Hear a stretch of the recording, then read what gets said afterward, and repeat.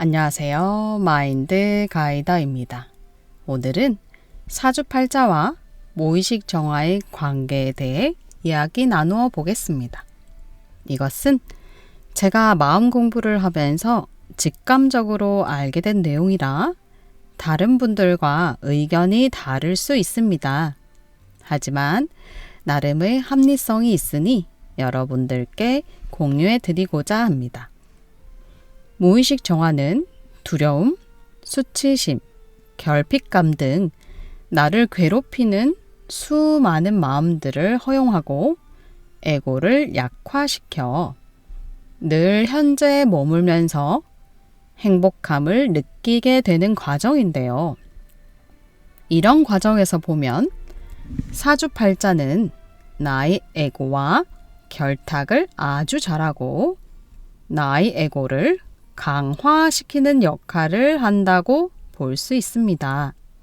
그러니까 사주팔자에 나에게 이런 운명과 미래가 있다고 하면 내 에고는 그것 봐, 내 말이 맞지?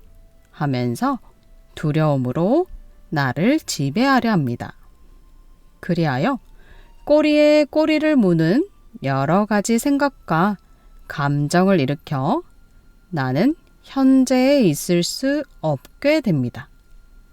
예를 들어 올해 당신은 구설수를 조심하세요 라고 하면 그 일이 생길까봐 두려움이 느껴집니다. 머릿속으로 그것을 어떻게 피할 수 있을까를 고민하면서 전전긍긍하는 마음으로 시간을 보냅니다.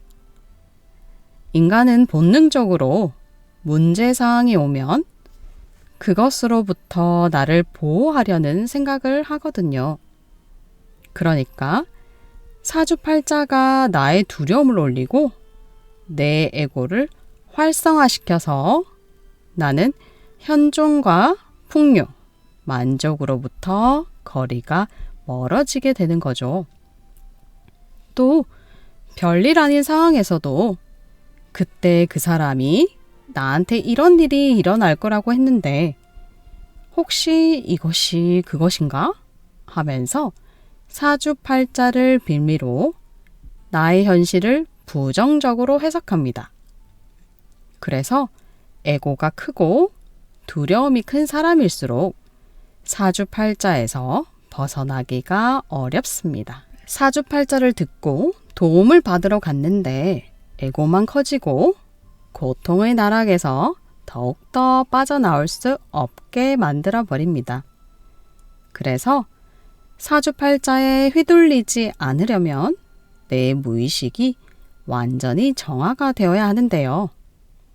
아직도 사주팔자가 너무 두렵고 그렇게 될까봐 걱정이신 분들을 위해서 사주팔자와 무의식 정화가 어떤 관계가 있는지 본격적으로 말씀드릴게요. 사주팔자는 내 무의식의 정보이자 까르마입니다.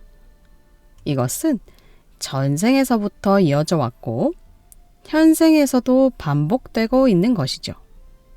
그래서 사주팔자의 해석을 듣고 그것이 현생에서 내가 정화해야 할 정보임을 기억하시고 정화에 참고만 하시면 됩니다. 사주팔자대로 삶이 흘러갈 것이라는 두려움 또한 내 까르마가 올리는 생각이니 그대로 이루어질 것이라거나 그것이 진리라고 확고히 믿을 필요가 없습니다. 정화가 깊어질수록 내 사주팔자인 업장이 소멸되어 그 힘이 약화되어짐을 알 수 있습니다. 그 결과 사주팔자가 아닌 다른 누군가가 현실을 창조할 것을 확신하며 그 누군가는 새로운 나임을 깨달을 것입니다. 나의 높아진 주파수가 나의 성장한 영혼이 지금 나에게 맞는 현실을 창조할 것이니 전생인 사주팔자가 가져다 줄 현실은 없습니다. 즉, 전생과의 인연이 끝난 것이죠. 그러니까 현생이면서 전생이고 현생이면서 동시에 내생이기도 합니다. 이미 이 생에 전생, 현생, 내생이 동시에 존재하며 그것을 구분짓는 것은 까르마가 소멸되었을 때라고 볼 수 있죠.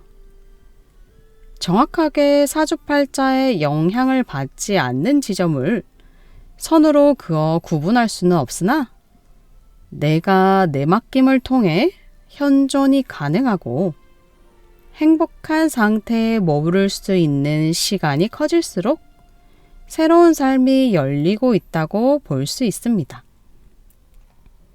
정리해보면 지금 우리는 사람에 따라 동시간대에 있으면서도 전혀 다른 시간대를 살고 같은 공간을 살면서도 다른 공간을 삽니다. 사주팔자대로 사는 사람은 아직도 전생에 있고 창조자의 삶을 사는 사람은 지금이 내생인 거죠. 다시 말해 무의식 정화가 되지 않은 사람은 전생의 삶을 살고 있는 것이고 과거의 지배를 받고 있습니다. 하지만 정화를 통해 전생의 윤회에서 벗어난 사람은 새로운 생이 펼쳐지고 있는 것이고 과거의 영향을 받지 않습니다. 또한 전생을 답습하면서 무의식과 사주팔자의 지배를 받는 피창조자도 있고 사주팔자를 벗어나 참나가 무의식을 지배하는 창조자도 있습니다. 즉, 같은 공간에 있지만 의식 수준이 달라지면서 다른 공간으로 옮겨진 거죠. 이런 시각에서 보면 죽음이 삶의 경계가 아님을 알 수 있습니다. 우리가 아는 죽음은 신체의 죽음이지 영혼의 죽음은 아닙니다. 업장이 소멸된 자는 살아서도 이미 죽음을 맞이했습니다. 영적 성장을 통해 과거의 영혼이 죽었으니까요. 그러나 영혼이 성장하지 않은 사람은 신체가 죽었어도 죽은 것이 아닙니다. 그 사람은 다음 생에서도 같은 영적 상태로 살아가게 됩니다. 그렇게 볼 때 죽음으로 전생과 현생을 구분할 수도 없는 거예요. 영혼의 성장 없이는 전생이 현생이고 현생이 내생입니다. 경계가 없이 계속 이어지는 거죠. 그러나 과거의 영혼이 죽으면 나는 정말 죽음을 맞이한 거예요. 신체가 살아있으나 까르마는 죽었고 그래서 그 죽음으로부터 새로운 생이 시작된 것이죠. 영혼의 입장에서 죽음은 신체의 죽음과 전혀 다른 해석이 가능합니다. 다음으로 이번 생에 영혼의 성장을 계획하고 삶을 사는 사람들이 있는데요. 이런 사람들은 어린 시절 가족 관계에서 비슷한 배경을 가지고 있습니다.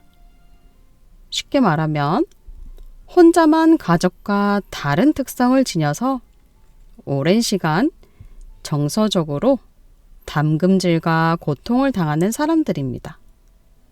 예를 들어 가족들이 다들 똑똑한데 나만 학벌이 낮거나 다들 외모가 우월한데 나만 못생기거나 다들 무던한데 나만 예민하고 세심하거나 다들 할 말을 자유롭게 하는데 나만 참고 살거나 다들 돈을 잘 벌고 부유한데 나만 돈이 부족하거나 이런 사람들은 결핍감과 이해받지 못하는 마음, 사랑받지 못하는 마음, 열등감 등이 크게 쌓여 신체화로 병이 나타나거나 마음의 병을 얻어 일상생활에 지장이 생기고 무의식 정화를 하지 않고는 긴 인생을 살 수 없게 되어 있습니다.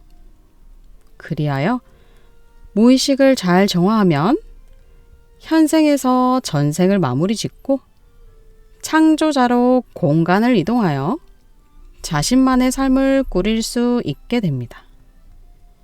지금 한창 마음 공부 중이신 여러분들이 저처럼 이런 대상자라고 생각하시면 될 것 같아요. 그런데 사람마다 창조자가 되는 시기가 다르니까 부지런히 공부하셔야겠죠. 여러분들이 사주팔자에서 벗어나 현생에서 창조자로서의 삶을 사시기를 바라며 오늘도 여러분의 무의식 정화를 응원하면서 영상을 마치겠습니다.